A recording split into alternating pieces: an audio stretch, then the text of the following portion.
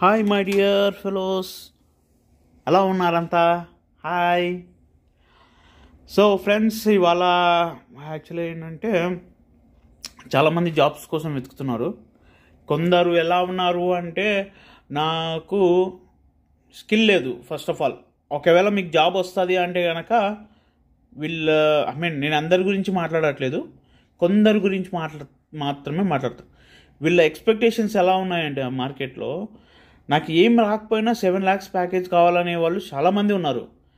So friends, first of all మీరు skill develop చేసుకోండి. మీరు డెవలప్ చేసుకుంటే దాని తర్వాత మీకు ఈజీగా అవుతుంది జాబ్స్కి. అంతేగాని నాకు ఇనీషియల్గానే 7 lakhs 8 lakhs కావాలి అంటే కానీ కష్టం. నేను ఒక ఎగ్జాంపుల్ చెప్తా. ఒక క్యాండిడేట్ ఉన్నాడు. యాక్చువల్గా తనకి ఏంటంటే స్టార్టప్లో ఐ థింక్ 4 months బ్యాక్ అనుకుంటా, తన ప్యాకేజ్ వచ్చేసి 1 year ఉంది, 9 lakhs ప్యాకేజ్ అంట. సరే, నీకు అంత ప్యాకేజ్ కావాలమ్మా అని అడుగుతాను. నాకు 14 lakhs ప్యాకేజ్ కావాలని అడిగాడు. ఓకే, బాగానే ఉంది అంతా. అరే నాన్న, నీకు ప్రాజెక్టులు ఏమొచ్చు, ప్రాజెక్ట్ ఏం చేసావు అంటే కనుక ప్రాజెక్ట్ సపోర్టింగ్ ప్రాజెక్ట్ చేశాడంట. పాపం కష్టపడుతున్నాడు. కానీ ఏంటంటే కనుక తనకు ఒక్క ఇంటర్వ్యూ కూడా రావట్లేదు. లాస్ట్ 4.5 months నుంచి కంప్లీట్గా తను ఏంటంటే ఇంటర్వ్యూస్కి అటెండ్ అవుతూనే ఉన్నాడు. కానీ ఇక్కడ ప్రాబ్లం ఏంటంటే తన ప్యాకేజ్. కొన్ని సందర్భాలలో ప్రోడక్ట్ బేస్ అయితే కనుక వాళ్ళు కన్సిడర్ చేస్తారు. బట్ కొన్ని మన సర్వీస్ బేస్ కంపెనీస్ అయితే కనుక అవి చేయరనమాట. యాక్చువల్గా ఏంటంటే కనుక మీకు ఫ్రెషర్లు అయితే కనుక మీకు 3.5 వచ్చినా 2.5 వచ్చినా ఫస్ట్ ఆఫ్ ఆల్ జాయిన్ అయిపోండి. ఎందుకు అంటే కనుక మీరు స్కిల్ డెవలప్ చేసుకోగలిగితే నెక్స్ట్ మీరు ప్యాకేజ్ ఎక్స్పెక్ట్ చేయడంలో తప్పు లేదు. మీకు ఏమి రాకుండా నాకు 7 lakhs 9 lakhs 10 lakhs ప్యాకేజీలు కావాలని ఎక్స్పెక్టేషన్స్ పెట్టుకోకండి ఎప్పుడు. అది మీకేం నష్టం. ఎందుకంటే first job okay, first 1 year చేస్తారు. ఇక్కడ ఇంకొక ప్రాబ్లం ఏంటి చెప్పనా, 1 year చేసేస్తారు. 1 year తర్వాత మళ్ళీ జంప్ అంటారు. సో బాండ్ ఉండి ఓకే అనుకుంటే వాళ్ళు 2 years ఉంటాడు. 2 years తర్వాత నేను జంప్ అవుతాడు. నాకు ఎంత కావాలంటే నా 14 lakhs కావాలి, నా 15 lakhs కావాలి అని అడుగుతున్నారు. నాన్న, మీరు స్కిల్ అంత స్ట్రాంగ్ ఉన్నారు అంటే కంపెనీ కూడా మీ మీద అంతే ఎక్స్పెక్టేషన్స్ ఉంటాయి. ఓకే, మీరు ఎంత ఎక్స్పెక్టేషన్స్ మీరు పెట్టుకుంటున్నారో కంపెనీ వాళ్ళు మీరు ఎక్స్పెక్టేషన్లో పర్ఫార్మెన్స్ చేయలేకపోతే ఇమ్మీడియట్గా వాళ్ళు ఫైరింగ్ చేయడం కూడా స్టార్ట్ చేస్తారు. అది కూడా మీకు డ్రాబ్యాక్. అదొకటి గుర్తుపెట్టుకోండి ఎప్పుడు కూడా. ఓకే, సో మీరు first of all first 3 years మంచిగా స్కిల్ డెవలప్ చేసుకోండి, స్ట్రాంగ్ అవ్వండి. స్ట్రాంగ్ అయిన తర్వాత అప్పుడు మీరు ఏంటంటే కనుక ది నెక్స్ట్ లెవెల్కి అప్లై చేసుకోండి, తప్పులేదు. కానీ ఇనిషియల్ స్టేజ్లోనే నా ఎక్స్పెక్టేషన్స్ ఇంత అని మాత్రం అస్సలు పెట్టుకోకండి. స్కిల్ లేకుండా ఇప్పుడున్న సిచ్యువేషన్లో ఈవెన్ ఫ్రెషర్కైనా సరే బేసిక్ ప్రాక్టికల్ నాలెడ్జ్ చాలా ఎక్కువ చూస్తున్నారు. ప్రాక్టికల్ ఒకటే కాదు, మీకు ప్రాబ్లమ్ సాల్వింగ్ స్కిల్స్ ఉన్నాయా లేవో చెక్ చేస్తున్నాడు. ఒకవేళ ప్రాబ్లమ్ సాల్వింగ్ స్కిల్స్ లేవనుకోండి, ఏంటంటే కనుక సర్టెన్ మంత్ ఇస్తున్నాడు, తర్వాత ప్యాకప్ మళ్ళీ ఇలాంటివి జరుగుతున్నాయి బయట. అండ్ ఇంకొకటి ఏంటంటే, మీ రెజ్యూమే ప్రాపర్గా పెట్టేటప్పుడు కూడా ఒకటి గుర్తుపెట్టుకోండి, మీరు ఏం పెడుతున్నారు అనేది చాలా జాగ్రత్తగా పెట్టండి రెజ్యూమ్లో. మీరు ఒకవేళ ఫేక్ పెట్టుకోకపోతే మీరు చేసే పని ఏంటి, ఫేక్ ఎన్ని ఇయర్స్ ఎక్స్పీరియన్స్. ఇంకా ఒకటి ఏంటంటే చాలామంది ఉంటుందంటే నా ఫస్ట్ ప్రాజెక్ట్ అడుగుతారని చెప్పేసి ఎవరో రిక్రూటర్స్ చెప్తున్నారంట. బాస్, వాళ్ళకి కొంచెం గైడెన్స్ ఇవ్వండి, కానీ రాంగ్ ఇన్ఫర్మేషన్ మాత్రం ఇవ్వకండి. మీరు 3 years 4 years వస్తే కనుక మీరు జస్ట్ నాకు ఫస్ట్ ప్రాజెక్ట్ మాత్రమే అడుగుతారు, మిగతా ప్రాజెక్ట్స్ అడగరు అని చెప్పి ఎవరు అనుకోకండి.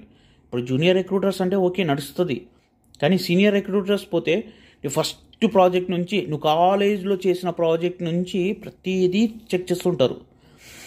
సో అవి కొంచెం జాగ్రత్తగా పెట్టుకోండి. మీరు ప్రాజెక్ట్ చేయలేదనుకోండి, రిజ్యూమ్లో పెట్టకండి అసలు. ఒకవేళ రిజ్యూమ్లో పెడితే కానీ మాత్రము ఖచ్చితంగా దాని మీద క్వశ్చన్స్ రైజ్ అవుతాయి. మీరు చెప్పగలిగితే ఓకే, చెప్పలేదంటే మీరు ఇమీడియట్గా అక్కడ ఫేక్ అంతే వెళ్ళిపోద్ది. సో ఇవన్నీ చాలా ఉన్నాయి. సో వాళ్ళు చెప్పారు వీళ్ళు చెప్పారు అనేది కాకుండా ఫస్ట్ ఆఫ్ ఆల్ మీరు ఏంటంటే స్కిల్స్ మీద డెవలప్ చేయండి. ఇప్పుడు మీరు ఫ్రంట్ ఎండ్ అని చేయాలనుకుంటున్నారు, ఫస్ట్ ఫ్రంట్ ఎండ్లో మీకు ఒక క్లారిటీ ఉండాలి. మీరు ఏదైనా చేయండి, ఏ కోర్స్ అయినా చేయండి. ఇప్పుడు నాన్ ఐటీ నుంచి ఐటీకి రావాలనుకుంటున్నారు, ఆ కోర్సు కంప్లీట్గా నేర్చుకోండి.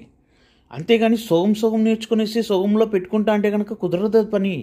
ప్రాక్టికల్ నాలెడ్జ్ ఎవరైనా ఇస్తా అంటే కనుక డబ్బులు ఇచ్చైనా సరే ఆ ప్రాక్టికల్ నాలెడ్జ్ గెయిన్ చేసుకోండి. ఓకే, మీరు ఎక్కడో ఇప్పుడు బ్యాక్ డోర్కి అయితే కనుక మేము 30,000 40,000 50,000 పెట్టడానికి రెడీ అవుతారు. కానీ ప్రాక్టికల్ నాలెడ్జ్ డబ్బులు ఇచ్చి నేర్చుకోవాలంటే మాత్రం వెయిట్ చేస్తారు. కానీ సీరియస్గా ఎవరైనా సరే అలా చేస్తూ ఉంటే, అలా ఎవరైనా ఇవ్వగలుగుతూ ఉంటే కనుక తీసుకోండి, ప్రాక్టికల్ నాలెడ్జ్ తీసుకోండి, అదే మీరు రిజ్యూమ్లో పెట్టండి. అది మీకు ఒక ప్లస్ పాయింట్ అవుతుంది. ఎందుకు అంటే కనుక ప్రాజెక్టులు నువ్వేం చేసావు, నువ్వేం నేర్చుకున్నావు అనేది చాలా ఇంపార్టెంట్. రేపు పొద్దున అడిగారంటే వాళ్ళు నువ్వు ఎక్స్ప్లెనేషన్ ఇవ్వగలిగినప్పుడు ఆటోమేటిక్గా వాడు కన్సిడర్ పాజిటివ్ ఫీడ్బ్యాక్స్ వచ్చే ఛాన్సెస్ చాలా ఎక్కువ ఉంటాయి. సో ఇవన్నీ కూడా మీరు మైండ్లో పెట్టుకునేసి జాబ్స్కి అప్లై చేయండి. అండ్ ఇంకొకటి ఏంటంటే, ఫస్ట్ ఆఫ్ ఆల్ ఒక జేడీ అక్కడ ఉంది అంటే నేను చెప్తున్నాను 80 to 90% క్యాండిడేట్స్, ఒక 10% మాత్రం వాళ్ళు జేడీ చూస్తున్నారు. 80 to 90% క్యాండిడేట్స్ ఎవ్వరు కూడా జేడీ చూడట్లేదు. దట్ ఈస్ ఫస్ట్ మిస్టేక్ మీరు చేస్తున్నది. ఫస్ట్ జేడీలో ఏముందో చూడండి, అక్కడ మీకు స్కిల్కి మీకు సెట్ అవుతుందా లేదా చెక్ చేసుకోండి. అలా సెట్ అవుతేనే మీరు ప్రొసీడ్ అవ్వండి. ఒకవేళ అలా సెట్ అవ్వలేదు అనుకోండి, మీరు ఏం చేయాలి, ది నెక్స్ట్ లెవెల్కి చూసుకోండి. ఓహో ఈ జాబ్ ఇలా ఉంటుంది, ఈ పొజిషన్ అలా ఉంటుంది. ఎందుకంటే వన్స్ మీరు లోపలికి గెటిన్ అయిన తర్వాత మీ ప్రాబ్లమ్స్ మీరే ఫేస్ చేసుకోవాలి, ఎవరు వచ్చి హెల్ప్ చేయరు. యాజ్ ఎ జూనియర్గా ఏంటంటే సీనియర్స్ ఉంటారు, వాళ్ళు హెల్ప్ చేస్తారు, కొంచెం సరే అన్ని నడిచిపోతుంది. బట్ మీరు కొంచెం 3 years వచ్చారనుకోండి, మీ మీద ఎక్స్పెక్టేషన్స్ లెవెల్స్ కూడా అలానే పెరుగుతాయి. మీరు అంతగా చేసుకోవాల్సి ఉంటుంది. అది కూడా గుర్తుపెట్టుకునేసి ముందుకెళ్ళండి. అండ్ కమింగ్ టు ఏమంటారు, రోడ్ మ్యాప్స్ నేను రోజు ఒకటి షేర్ చేస్తాను, రోజు ఒక టెక్నాలజీ మీద షేర్ చేస్తాను. ఓకే, ఆ షేర్ చేసినవి మీకు ఎవరైనా ఇష్టం ఉంటే అది మీ ఫ్రెండ్స్కి షేర్ చేసుకోండి. ఇక్కడ ఇంకొకటి ఏంటంటే, ఒక 3-4 members ఫ్రెండ్స్ ఉంటారు కదా, నేను చిన్న సజెషన్ ఇస్తా. ఒక ప్రాజెక్ట్ చేయాలనుకోండి, ఒక 3-4 ఫ్రెండ్స్ కలిస్తే తప్పులేదు. మీ క్లాస్మేట్స్ కావచ్చు, ఇన్స్టిట్యూట్లో కావచ్చు, ఎవరైనా సరే మీకు తగినట్టుగా ఎవరైనా అనుకూలంగా ఉంటే ఒక ప్రాజెక్ట్ స్టార్ట్ చేయండి. ఇప్పుడు మీరు ఫ్రంట్ ఎండ్ చేద్దాం